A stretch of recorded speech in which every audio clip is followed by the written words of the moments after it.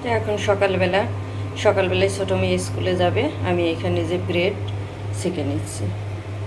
আসসালামু আলাইকুম, কেমন আছেন আপনারা? আশা করি ভালো আছেন। আমরা আলহামদুলিল্লাহ ভালো আছি। তো সকালের নাস্তা থেকেই আজকে আমি ব্লগটা শুরু করলাম, সাথে আমি ডিম পোস্ট করে নেব। তো আমি কড়াই তেল দিয়ে দিয়েছি, গরম হয়ে গেছে, এখন আমি ডিম পোস্ট করে নেব। এখন আমি সামান্য পরিমাণে একটু লবণ দিয়ে দিলাম। তো ডিম পোস্ট করা হয়ে গিয়েছে, আমি এখন উঠিয়ে নেব। আমার মেয়ের আবার এই নরম নরমটা পছন্দ করে না, কুসুম কড়া করে ভাজতে হয়। তো সকালকের নাস্তা শেষ করলাম।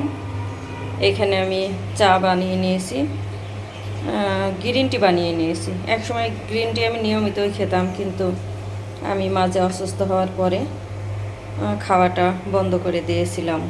তো আজকে মন চাইলো, তাই আবার একটু বানিয়ে নিলাম। আর এখানে যে তেল দিয়ে দিয়েছি, তেল গরম হয়ে গিয়েছে, আমি এখন পেঁয়াজ দিয়ে দেব। এখানে ফুলকপি কেটে ধুয়ে রেডি করে নিয়েছি, সাথে আলু কেটে ধুয়ে রেডি করে নিয়েছি। এখানে শিং মাছ ভিজিয়ে রেখেছি, শিং মাছ দিয়ে আলু দিয়ে আর ফুলকপি দিয়ে রান্না করব। এখানে পেঁয়াজ ভাজি করা হয়ে গিয়েছিল, আমি শিম আর আলু দিয়ে দিয়েছি। এখন পরিমাণ মতো লবণ দিয়ে দিলাম, দিয়ে দেবো হলুদের গুঁড়া। এই পাশে সিমটা হতে থাক, আর এই পাশে আমি শিং মাছটা রেডি করে নেব। আর এখানে আমার একটা ছোট্ট কিউট শিলপাটা আছে, এটা আমি বেটে বেটে রান্না করি, মশলা বেটে নেব। রান্না করছি আর চা খাচ্ছি, না খেলে তো ঠান্ডা হয়ে যাবে। এই পাশে যে সিম ভাজিটা হচ্ছে, তো এখানে এই যে সিম ভাজিটা হয়ে গিয়েছে, আমি এখন নামিয়ে নেব। তেল গরম হয়ে গিয়েছে, আমি এখন দিয়ে দেবো শিং মাছ। তো এক পাশ ভাজা হয়ে গিয়েছে, আমি উল্টিয়ে আর এক পাশ ভেজে নেব। তো এখানে আমি পেঁয়াজ দিয়ে দিয়েছি, মাছ ভাজি করা হয়ে গেছে, উঠিয়ে নিয়েছি। এবং যে বাকি তেল ছিল ওই তেলের মধ্যে আমি পেঁয়াজ কুচি দিয়ে দিয়েছি। আর এখানে এই যে বাকি মশলা রেডি করে নিয়েছি, হলুদের গুঁড়া, ধনিয়া গুঁড়া, মরিচের গুঁড়া, স্বাদ মতো লবণ, আদা বাটা, জিরা বাটা আর রসুন বাটা। এখানে পেঁয়াজ ভাজি করা হয়ে গিয়েছে, আমি এখন মশলা দিয়ে দিলাম।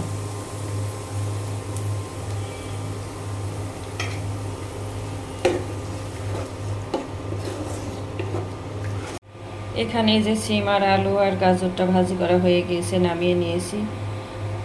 এইভাবে সিম দিয়ে আলু আর গাজর দিয়ে যদি ভাজি করা যায়, খেতে কিন্তু অনেক মজা লাগে। তো মশলা কষানো হয়ে গিয়েছে, আমি খুব ভালো করে মশলাটা কষিয়ে নিয়েছি, কারণ মশলা যত ভালো কষানো হবে রান্নার টেস্ট কিন্তু তত ভালো হয়। তো এখানে আমি যে ফুলকপির আলু রেখেছিলাম এখন দিয়ে দিলাম। মশলার সঙ্গে ভালো করে আমি কষিয়ে নিব। তো এখানে যে ফুলকপিটা কষানো হয়ে গিয়েছে, এখন পানি দিয়ে দেব। এই যে তরকারি ফুটে ওঠার পরে আমি মাছ দিয়ে দিয়েছি। এখন দিয়ে দেব আমি কয়েক পিস টমেটো।